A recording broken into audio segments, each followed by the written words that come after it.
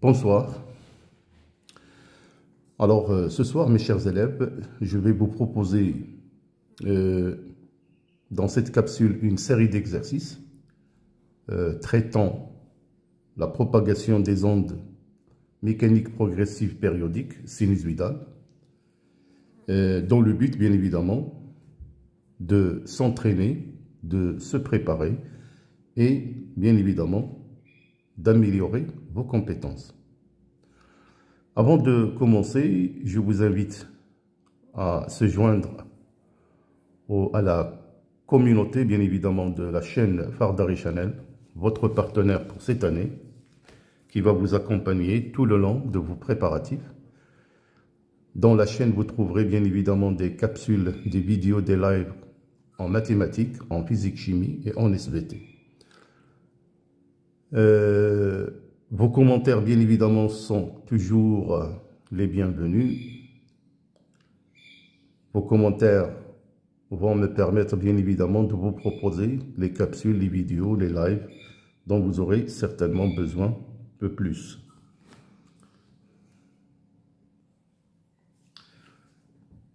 Si vous voulez, bien évidemment, avoir plus de chance, pour les candidats qui désirent passer un baccalauréat libre BIOF en SVT et PC, les candidats scolarisés bien évidemment aussi, je vous propose un numéro WhatsApp 06 19 04 48 45, prof Fardari. Cette année, nous allons bien évidemment soulever le défi. Nous n'avons qu'un seul objectif, l'obtention d'un bac, et pas n'importe quel bac, bac de l'excellence, bac de la mention. Je vous propose un pack groupant 3 matières, les mathématiques, la physique et la chimie, et bien évidemment les SVT, comme je l'ai signalé, filière SVT et PC. Vous voulez plus d'informations, vous me contactez. Alors, avant de vous proposer la série d'exercices, je tiens à vous rappeler que nous avons déjà vu et défini qu'est-ce que c'est qu'une onde périodique. Une onde périodique, c'est le phénomène où la perturbation se répétant et qui sera toujours identique à lui-même dans le même temps, un temps qui est appelé la période. C'est-à-dire, c'est un phénomène qui se répète pendant un laps de temps appelé T grand T, qui est la période exprimée en secondes. Alors, dans la plupart des exercices, on vous donne un schéma de ce type qui représente la variation de la longation en fonction du temps. Donc, à partir de ce schéma, vous pouvez bien évidemment déterminer graphiquement la période T et on peut déduire aussi la fréquence en Hertz, n égale 1 sur T. Le phénomène périodique sinusoïdal dispose aussi d'une autre période qu'on appelle la période spatiale, appelée encore la longueur d'onde, lambda. Lambda, c'est la distance parcourue par l'onde pendant une période T. Alors voilà, encore une fois, on vous donne une représentation schématique qui représente la variation de l'élongation en fonction de l'abscisse X. Ici, nous avons F qui représente le front d'onde. Et voilà comment on peut déterminer lambda graphiquement. Alors nous avons déjà vu aussi quelques types de milieux. Nous avons déjà vu la corde comme milieu élastique qui représente la propagation d'une onde unidimensionnelle transversale. C'est le cas d'ailleurs pour le ressort. Pour les ondes bidimensionnelles, c'est des ondes qui se propagent à la surface de l'eau, nous verrons par la suite. Pareil pour les ondes tridimensionnelles qui représentent par exemple les ondes sonores. Alors, je vous ai déjà parlé des types d'ondes, les ondes transversales. Donc, la déformation de la propagation, le mouvement des points du milieu de propagation, le mouvement est perpendiculaire au sens de déplacement de l'onde. Alors que pour l'onde longitudinale, la déformation de la propagation, comme vous pouvez le voir, le mouvement des points du milieu donc se déplace d'une manière parallèle au sens de déplacement. Mais là, comme j'ai dit, ils se déplacent, donc ils vont faire un va-et-vient et ils vont revenir à leur point de départ. Nous savons bien sûr, et nous avons déjà conclu, que le transfert, ou plutôt la propagation de l'onde, s'accompagne d'un transport ou d'un transfert d'énergie et pas de matière. C'est très important. Alors, entre-temps, je vous rappelle les relations que nous allons utiliser. Vitesse de propagation en mètres par seconde, encore appelée la célérité. V égale D sur T. AB sur TB moins TA. Une relation entre la longueur d'onde et la période, donc V égale lambda sur T. De même, relation entre la vitesse et la fréquence, V égale lambda n. Le retard temporel, taux entre A et B, taux c'est AB sur V. On peut aussi déterminer graphiquement taux par une différence de temps TP moins TA. Aussi, nous avons déjà parlé de la comparaison du mouvement de deux points, A et B. Soit les points A et B vibrent en phase, c'est-à-dire l'élongation YA égale YB, lorsque le rapport AB sur lambda est un nombre entier, égale 1, 2, 3, ainsi de suite. A et B vibrent en opposition de phase, c'est-à-dire les deux élongations sont opposées, YA égale moins YB, lorsque le rapport AB sur lambda est un nombre décimal, 0,5, 1,5, ainsi de suite. On peut bien aussi déterminer l'élongation d'un point M par les équations ym de t égale ys de t moins taux, qu'on peut écrire autrement, ym de t égale ys de t moins ms sur v. Donc voilà, mes chers élèves, donc en principe, ce sont les relations que nous allons utiliser. Donc sans trop tarder, je vais vous proposer deux exercices qu'on va travailler ensemble. Alors voilà, donc pour la référence numéro 2, là on relie l'extrémité S d'une corde à une lame vibrante de fréquence N égale 100 Hz. La figure ci-dessous représente l'aspect de la corde à l'instant T1. On prend T est égal à 0 en S. Donc voilà le schéma. Question, définir la longueur d'onde, calculer la célérité. Troisième question, déterminer T1. Question 4, comparer le mouvement des points S et M justifié.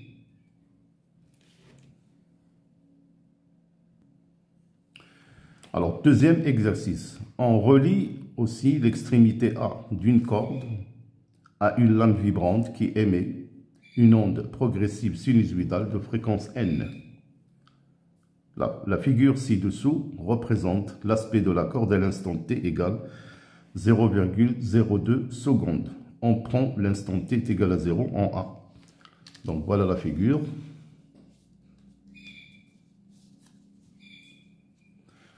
Les questions, déterminer la longueur d'onde lambda, déterminer la fréquence N, calculer la célérité. Question 4. On considère un point M situé à AM égale 6 cm. À quel instant le point M commence son mouvement? Question numéro 5. Comparer le mouvement de A et de M. Alors voilà, c'est très intéressant. Donc je vous laisse bien évidemment essayer par vous-même. Vous mettez pause avant de voir la résolution.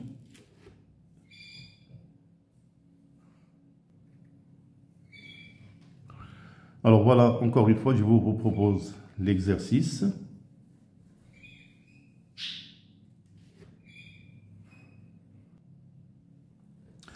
Alors, donc pour la première question, définition de la longueur d'onde lambda. Alors lambda, c'est la distance parcourue par l'onde en une période t. Question 2, calcul de la vitesse v. Alors il faut voir tout simplement. Graphiquement, on a lambda égale 4 cm, qui est égal 4 10 puissance moins 2 mètres. Donc, il suffit tout simplement de voir le schéma. Lambda, nous avons déjà la relation V sur N. Donc, V est égal à lambda fois N. Donc, ce qui donne V égale 4 mètres par secondes. Question numéro 3, détermination de T1. Alors, on remarque qu'à l'instant T1, l'onde a parcouru une distance est égale à 2 lambda. Donc, il faut voir la figure. On a T1 est égal à D sur V, qui est égal à 2 lambda sur V. Application numérique, on trouve T1, 2 10 puissance moins 2 secondes.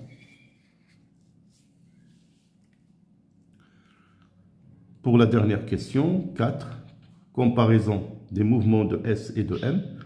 Alors, comme nous l'avons déjà dit, on va comparer, ou plutôt on va établir ou calculer le rapport SM sur lambda. On trouve 12 sur 4 est égal à 3, un entier, SM est égal à 3 lambda. Donc, les points S et M vibrent en phase.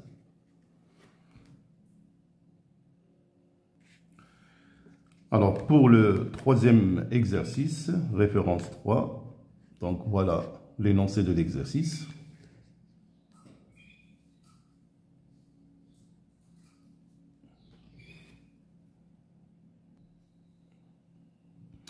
Alors, pour le troisième exercice, détermination de lambda. Alors, il suffit bien évidemment de revenir au graphe. Et graphiquement, on trouve que lambda, encore une fois, est égal à 4 cm. 4 10 puissance moins 2 mètres. Question numéro 2, détermination de la fréquence. C'est 1 sur T. Donc, vous trouverez T. Nous avons déjà que T, c'est 0,02 secondes. Donc, l'aspect de la corde, et graphiquement, en T égale 0,2 secondes, la distance parcourue, c'est 2 lambda. Donc, T est égal à 2T. On trouve donc la période, c'est T sur 2. Nous avons déjà la fréquence 1 sur T, c'est 2 sur T. On trouve donc la fréquence 100 Hz.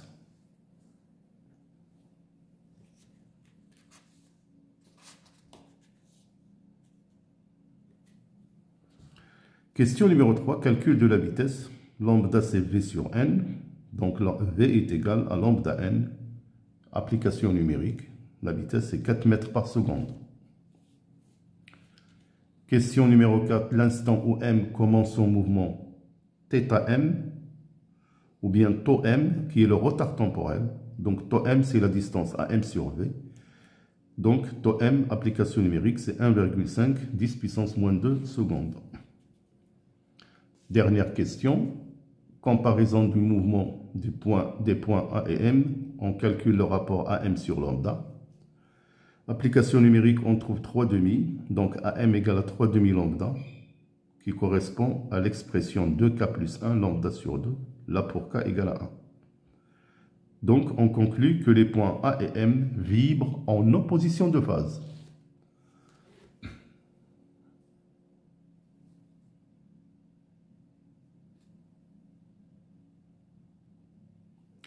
Alors donc voilà, je vous laisse encore 2 autres exercices pour vous, pour s'entraîner. Je vous rappelle encore une fois, si vous voulez se joindre au groupe de l'excellence, ne tardez pas, contactez-moi au numéro affiché. Alors voilà pour l'exercice, je vous laisse lire par vous-même.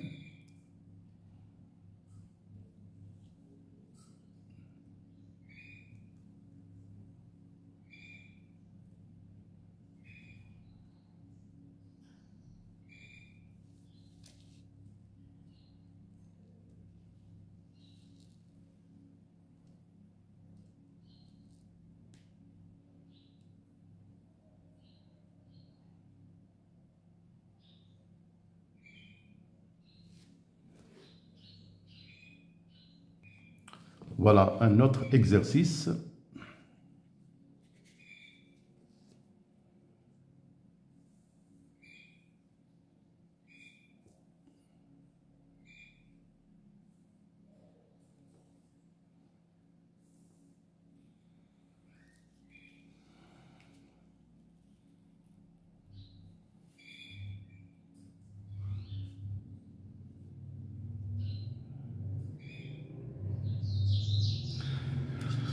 Alors voilà mes chers élèves, donc je vous souhaite vraiment une bonne préparation, un bon travail. Essayez de vous organiser.